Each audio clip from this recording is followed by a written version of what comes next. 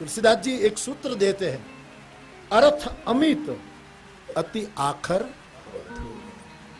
शब्द बहुत स्थूल होते हैं, शब्द तक गए वो शास्त्र तक गए, लेकिन शब्द से जो ऊपर गया वो परम तत्व तक पहुंच पाता है। इसलिए जो सार की बात है,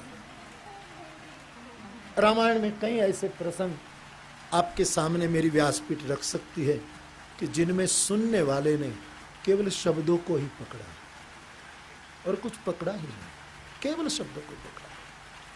शब्द में क्या सत्य है, शब्द में एक धर्म छिपा है, उसको पकड़ लेते तो बात कुछ और होती।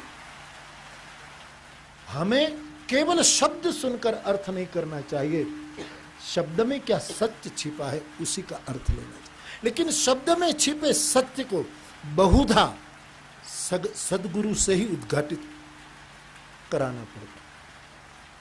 मुझे सुबह पूछा गया कि जानने के बाद विश्वास आता है कि विश्वास होने से जानकारी पक्की होती है। कोई भी सदगुरु इस जगत में होगा, मेरा ऐसा व्यक्तिगत मानना और मानस के आधार पर, सदगुरु जो होगा वो जानने के बाद विश्वास करेगा। उसने परमात्मा को जान लिया, फिर विश्वास की घोषणा कर दी।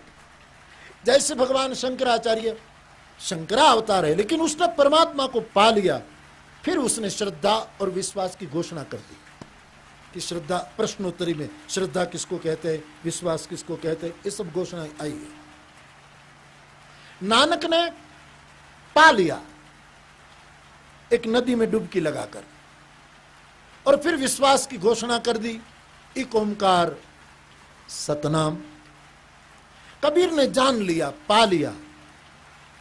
कोई भी सदगुरु होता है वो पहले जान लेता है फिर भरोसा करता है, लेकिन शिष्य को पहले भरोसा करना होता है फिर जानने का सद्भाग्य प्राप्त होता है।